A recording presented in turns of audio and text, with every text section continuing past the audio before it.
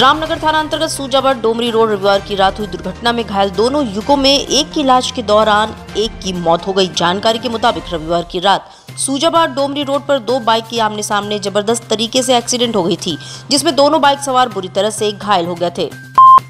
विपक्षी गठबंधन इंडिया के प्रमुख घटक समाजवादी पार्टी ने अपनी प्रत्याशियों की लिस्ट जारी कर सबको चौंका दिया है। समाजवादी पार्टी ने पूर्व मंत्री और पूर्व विधायक रहे वीरेंद्र सिंह को चंदौली लोकसभा सीट से प्रत्याशी बनाया है। वीरेंद्र मूलतः वाराणसी के चिरेगांव के रहने वाले हैं। इसमें पूर्व वीरेंद्र सिंह कांग्रेस, बसपा व सपा में बतौर कार्यकर्ता कार्य कर चुके हैं। वीरेंद्र सिंह तत्कालीन विधानसभा चिरेगांव से 2 बार विधायक चुने गए थे। उनका गृह क्षेत्र भी चंदौली लोकसभा क्षेत्र से ही आता है।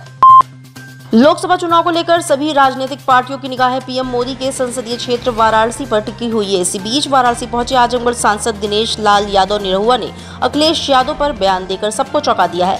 निरहुआ ने अखिलेश यादव पर यादवों का हक छीनने का आरोप लगाते हुए आजमगढ़ से लोकसभा चुनाव लड़ने की चुनौती दी है। वहीं दिनेश लाल ने तीसरी बार नरेंद्र मोदी को प्रधानमंत्री बनाने का दावा करते हुए कांग्रेस को समाप्त हुई पार्टी करार दिया है। मोदी जी के साथ आते तो भाजपा के साथ अगर गठबंधन करना है तो भाजपा के साथ करते। वो इंडी अलायंस में क्यों जाते जहां की दूर दूर तक कोई उनका भविष्य ही नहीं है। तो इसका मतलब कि यादवों के अगर वो सबसे बड़े नेता हैं तो यादवों का भविष्य अंधकार में डालने वाले भी अखिलेश यादव ने।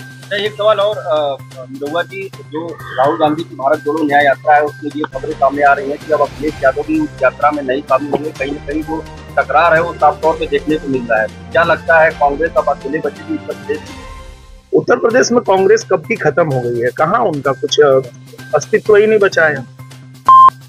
बड़ी तकनीकी खराबी होने पर शहरवासियों को अब अंधेरे में रात नहीं गुजारनी होगी। शहर के बिजली घरों को 3 लाइनों से जोड़ा जाएगा ताकि एक लाइन में फॉल्ट आने पर दूसरे से उपकेंद्र को संचालित किया जा सके। वहीं लोगों को लगातार बिजली मिलती रहे।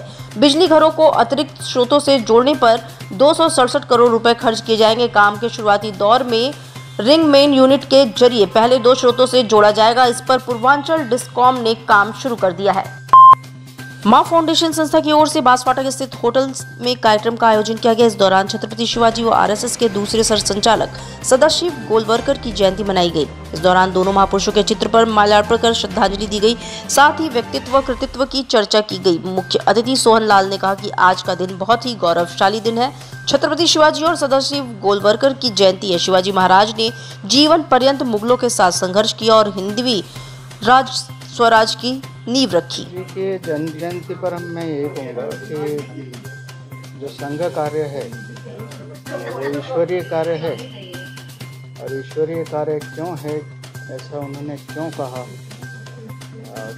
उन्होंने एक अनछुआ पहलू है उनका कि उन्होंने जगत जननी माँ काली के दर्शन किए थे एक समय, और उन्हीं के निर्देश पर 1949 में ऐसी एक घटना आई थी।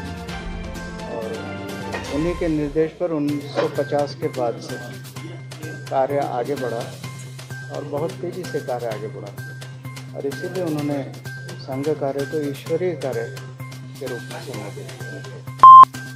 चेतगंज की सबसे बड़ी मां सरस्वती की प्रतिमा का सोमवार को विसर्जन हुआ। शीतल स्पोर्टिंग क्लब की ओर से जनपद की सबसे बड़ी प्रतिमा स्थापित की गई थी। इस दौरान श्रद्धालुओं ने डीजे पर नाचते गाते मां को विदाई दी। विसर्जन से पूर्व मां की महाआरती का भी आयोजन किया गया। प्रतिमा विसर्जन के दौरान श्रद्धालुओं द्वारा मां सरस्वती से विद्या व ज्ञान का वर मांगते हुए उन्हें विदा किया। इसके पहले विसर्जन जुलूस में शामिल युवकों व बड़े बुजुर्गों ने एक दूसरे को गुलाल लगाकर एक दूसरे को पूजा की बधाई दी।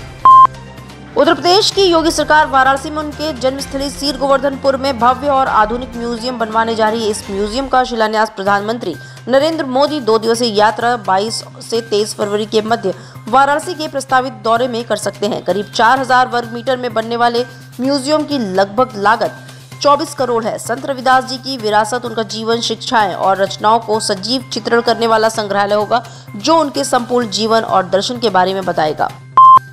यूपी में और विशेषकर पूर्वांचल में आगामी वर्ष के अंत तक दूध संग्रहण में बढ़ोतरी की संभावना है। वर्तमान में सूबे का 19 लाख लीटर प्रतिदिन का दूध संग्रहण मार्च 2025 तक बढ़कर 25 लाख लीटर कर दिए जाने का दावा है। होने वाली इस वृद्धि में से हर रोज 9 लाख लीटर दूध सिर्फ वाराणसी और पूर्वांचल को मिलेगा। बनास डेयरी के चेयरमैन शंकर भाई के नेतृत्व में पूर्वांचल में दूध कारोबार को मूर्त रूप देने की कवायद जारी है।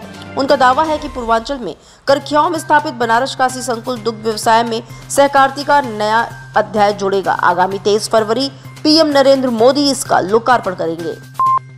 Ground breaking ceremony at the rate 4.0 का कार्यक्रम सोमवार को कमिश्नरी ऑडिटोरियम में आयोजित हुआ। दीप प्रज्वलन के साथ कार्यक्रम का शुभारंभ किया गया। इस दौरान 19 निवेशकगण को अंगवस्त्रम एवं ओडीओपी के विशिष्ट उपहार भेंट सम्मानित किया गया। ओडीओपी व जीआई उत्पादों की प्रदर्शनी भी लगाई गई।